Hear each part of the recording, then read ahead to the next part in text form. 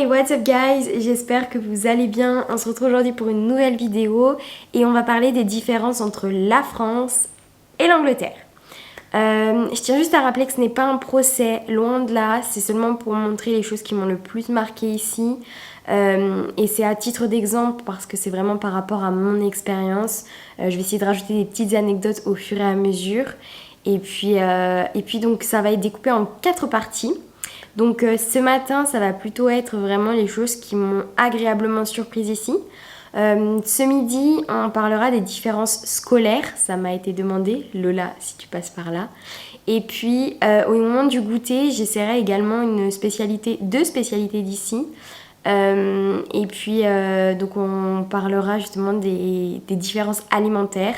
Et ce soir, ce sera le reste, parce que je n'aurais pas réussi à caser ici. Un peu flemmarde, Andrea. Mais oui, c'est parti, on y va. Allez, go. Mais avant, je vais faire mon petit déj. Parce que... Du coup, ça y est, je reviens avec mon petit porridge parce qu'il faut bien rester un peu dans la vibe de l'Angleterre. Première différence entre non pas les Français vs les Anglais, mais plutôt l'anglais vs le français. Moi, ce que j'adore dans la langue anglaise, c'est qu'on n'a pas cette question de est-ce que je vous vois, est-ce que je tutoie. Non, il n'y a pas de vous, tu, c'est you, et voilà. Et ça, je trouve ça vraiment bien parce que parfois, moi, ça m'est souvent arrivé de me dire est-ce que je vous vois et la personne me dit non, mais là, tu trouves que je suis trop âgée. Ou au contraire, je tutoie et la personne dans sa tête se dit non, mais elle me respecte pas, en fait, elle devrait me voyer. Et du coup, ici, mais vraiment, on s'en fiche un peu. C'est même en cours. Je veux dire, les élèves appellent les profs par leur prénom. Premier cours, Jane, s'il te plaît, tu peux nous passer la feuille? Bon, bien sûr, tout ça en anglais, mais j'étais en mode Jane, tu peux? Et là, j'étais Andrea, tu peux pas? Et du coup, moi, à la fin du cours, je voulais aussi poser une question et j'ai vraiment dévié, quoi. J'ai dit est-ce que madame, il serait possible de... Enfin, j'ai vraiment dévié le truc parce que pour moi, c'est vraiment compliqué d'appeler le prof par son prénom. C'est un truc, j'ai beaucoup de mal. Et ici, parce que moi après, j'ai demandé un peu aux profs ce qu'ils en pensaient. Et pour eux, c'est vraiment normal. Il n'y a pas ce côté hiérarchie qu'on peut retrouver en France. Ici, il y a quelque chose qui est vraiment super, c'est qu'ils ont une conscience très poussée par rapport à la santé, par rapport aux différences. Généralement, les 3/4, pour ne pas dire tous les espaces publics sont adaptés en fonction des personnes ayant des problèmes de mobilité ou même des personnes sourdes et malentendantes, par exemple. Même malvoyantes, hein, parce que si on prend l'exemple des passages piétons, ici en fait sur le côté, bon déjà on peut appuyer pour passer, et ça je trouve ça trop cool, et il y a aussi en fait le son, pour dire bon bah là ça y est, c'est le moment où les personnes peuvent passer au niveau du passage piéton, et au contraire s'il n'y a pas de son, on passe pas.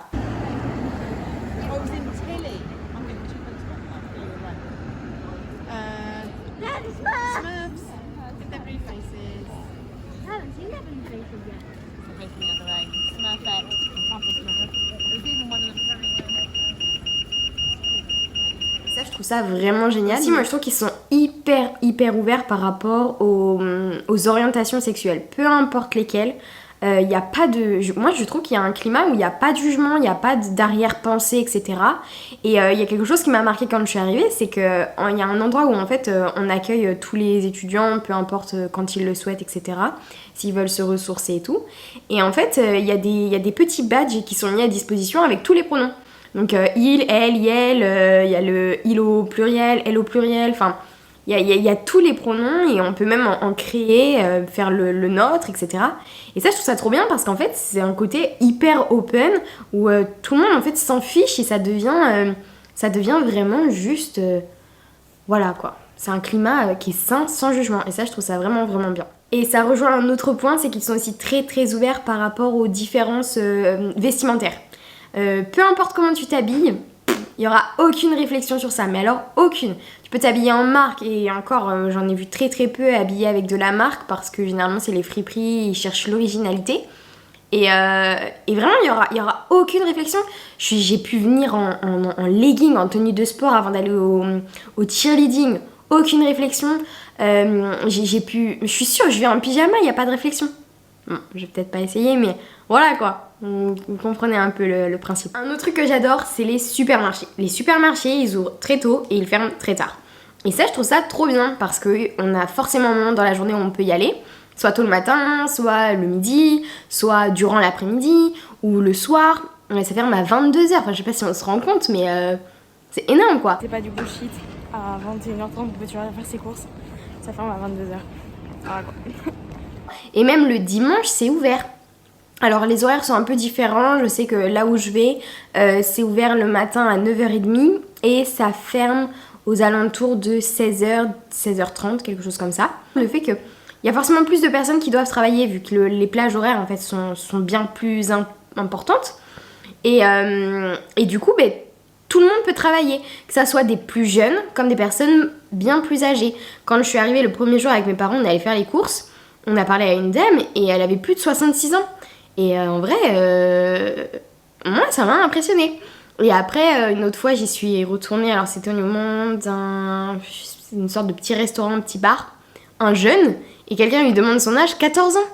Et les trois quarts dans les magasins, ce sont des étudiants. Et du coup, ça leur permet aussi d'avoir un peu de soupe au niveau des études, quoi. Donc, franchement, ça, je trouve ça cool. Alors que moi, là, à l'heure actuelle, je suis en train d'attendre une réponse pour un job d'été. Je sais pas si on se rend compte quoi. Bon, un autre point, vous allez vous en douter, c'est qu'ici on peut voyager pour pas cher. Alors, peut-être que c'est pareil en France et j'ai pas tilté avant, mais c'est vrai qu'au niveau des bus, alors il y a des compagnies qui sont vraiment pas chères. Il y en a où là, bon, ça va coûter, faut faire attention. Mais par exemple, moi je sais que Flixbus et Megabus, ce sont vraiment des compagnies où pour très peu, je pars en voyage. On peut faire très peu avec seulement un ticket de bus quoi. Et à titre d'exemple, pour aller à Londres, 10 pounds. Donc aller-retour. Hein. Donc en vrai, c'est peu quoi. C'est peu. Très peu. Quand on est comme moi et qu'on adore voyager, c'est un gros point positif. Et en plus, l'Angleterre, mine de rien, il y a aussi des paysages complètement différents en fonction d'où on va. Et c'est un beau pays, franchement c'est un très beau pays, niveau paysage, moi j'adore. Dernier petit point, ce que j'aime beaucoup ici parce que ça fait un côté très festif, c'est un peu ce côté de enjoy life. Non mais en vrai, ce que j'aime bien c'est qu'ils font des fêtes pour tout. Il y a un Pancake Day, il y a un Pink Day, la Saint-Valentin c'est super important. Mais alors la fête, je me suis dit waouh, c'est Halloween chez eux, mais c'est un truc de fou, on se rend pas compte. C'est limite, c'est la fête de l'année quoi. J'ai même posé la question un jour, j'ai dit mais vous préférez Halloween ou genre Noël? Nous Halloween, je sais pas, c'est que les enfants quoi. Non, ici c'est vraiment la fête quoi. Waouh, ça voilà. Hello! Du coup, on se retrouve pour les différences scolaires. Déjà, avant de parler des différences scolaires, on va parler des différences par rapport aux vacances scolaires. Et ensuite, on travaillera, promis. Mais ici, il y a beaucoup de vacances. C'est impressionnant. Enfin, je veux dire, j'ai commencé les cours mi-octobre. J'ai eu 2 mois de vacances au niveau de Noël. Je m'explique, mais en gros, il y avait 1 mois. Ensuite, 2 semaines où on faisait les examens. Donc, pas court. Et ensuite... 2 semaines de réelles vacances. Après les examens, il fallait des petites vacances. Là, j'ai 2 semaines. Et on est donc mi-avril. Et je termine les cours dans moins d'1 mois, le 5 mai. Donc, c'est-à-dire qu'ensuite, ils ont mai, juin, juillet, août, septembre. Ils ont entre 5 mois et 6 mois de vacances d'été. Je savais même pas que ça existait. Enfin, franchement, 5 mois, quoi. Moi, ça me laisse sans voix. Bon, parlons maintenant des examens. Les 3 quarts des examens que j'ai eu, hormis 2 parce que c'était des oraux, donc c'était en présentiel, mais autrement, ça a toujours été en ligne. Et j'avais entre 15 et 3-4 mois pour les faire. Donc en gros, on a les instructions et ensuite on les fait un peu quand on veut. Sachant qu'il y a aussi, alors ça s'appelle des Day Grace Periods. Donc en gros, si je vous dis demain vous avez un examen à rendre, vous avez encore 5 jours supplémentaires, des sortes de bonus pour les rendre. Ça change strictement rien, le prof ne va pas voir si vous l'avez rendu avant ces 5 jours ou pendant ces 5 jours. Donc la note sera identique. Par contre, au niveau des statistiques, ils se sont rendus compte qu'en fait, il y a beaucoup plus de jeunes et d'étudiants qui rendent les examens avec ces 5 jours. Donc pour eux c'est super positif. Moi je vois pas la diff, mais bon, si ça marche, ça marche. Et sinon le nombre de points, il n'est pas sur 20 points mais sur 100 points. Trop surprenant quoi. Et alors au niveau de la grille, c'est très compliqué en fait d'avoir toujours au-dessus de 70 parce que pour eux c'est une excellente note. Sinon au niveau des cours, forcément on est énormément d'étudiants, plus de 30 000, donc il y a un choix assez considérable. Il y a une majeure en fait dont j'en avais très peu entendu parler, même si ma correspondante en Nouvelle-Zélande étudie cette matière, mais la criminologie ici est beaucoup demandée. Et en France, il y a quand même très peu d'universités, il me semble, qui proposent la criminologie. Enfin, moi, après le bac, j'en avais pas entendu parler, quoi. Donc sinon, mes cours, moi, ils durent 3 heures, tous mes cours. Et alors, sans pause bien déterminée, c'est-à-dire que c'est le prof qui choisit un peu quand il veut, où il veut. Ça peut durer 30 minutes comme 10 minutes, il peut y en avoir une comme 4. Bon, c'est un peu aléatoire. Maintenant, je pense que ça dépend vraiment des emplois du temps, des professeurs, etc. Donc, mon emploi du temps ne sera pas représentatif de tous les emplois du temps de toutes les personnes qui viennent étudier en Angleterre. Sinon, au niveau des cours, je peux pas dire que je suis fan du système éducatif anglais parce que c'est tout en surface, c'est jamais en profondeur et ça, je trouve que c'est super frustrant. Après, le point super positif, c'est que je me suis rendu compte en venant ici que ce qui me plaît et ce qui m'anime vraiment, c'est la communication, donc il y a quand même énormément de positifs à ça.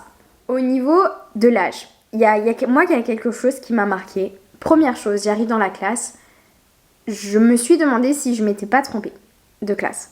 Parce que j'étais la plus jeune.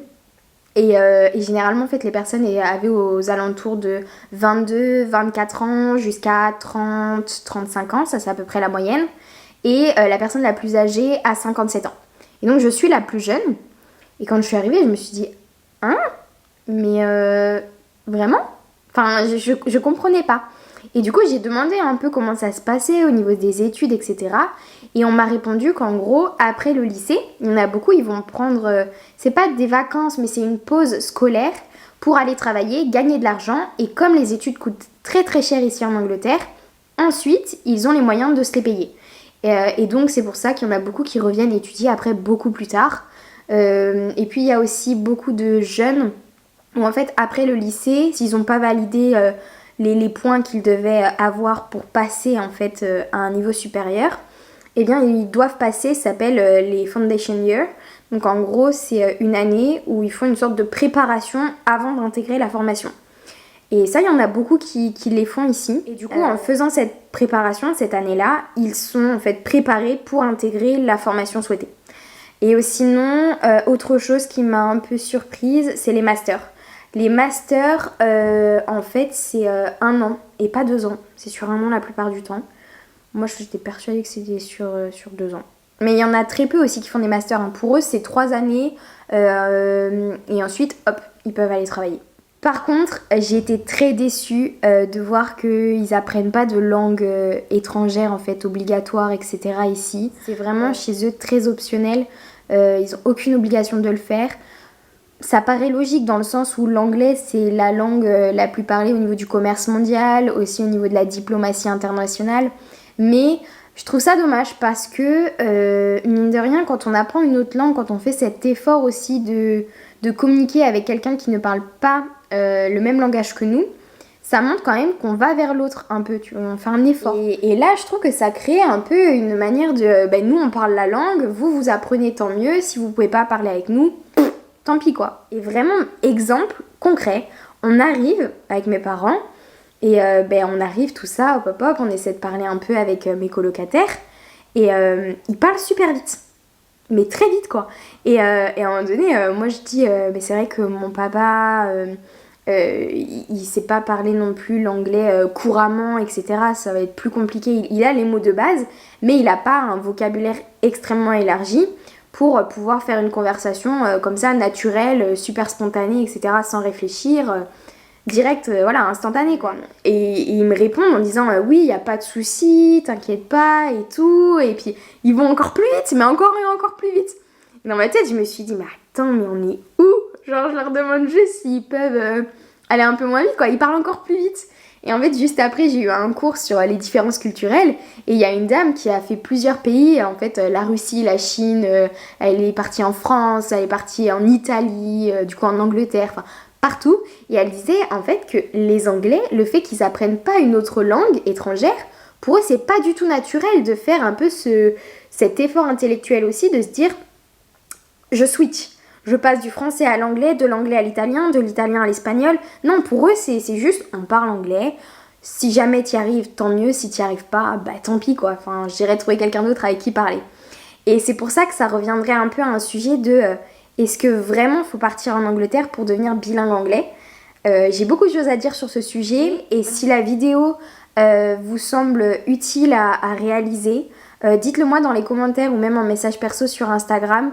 Comme ça, ben, j'en ferai une. Et si jamais vous trouvez que c'est pas utile, ben, j'en ferai pas. Voilà, tout simplement. Voilà un peu les petites différences. Allez, à tout à l'heure. Bon, en fait, on se retrouve pas du tout à l'heure. Parce que là, je suis en train de faire le montage et je me rends compte que c'est beaucoup trop long. Donc, il y aura une partie 2. Et c'est pour ça que je vous dis, quant à moi, je vous épargne la disquette du abonnez-vous, commentez, likez, partagez. Même si je vous avoue que ça me ferait grave plaisir. Allez, à la semaine prochaine!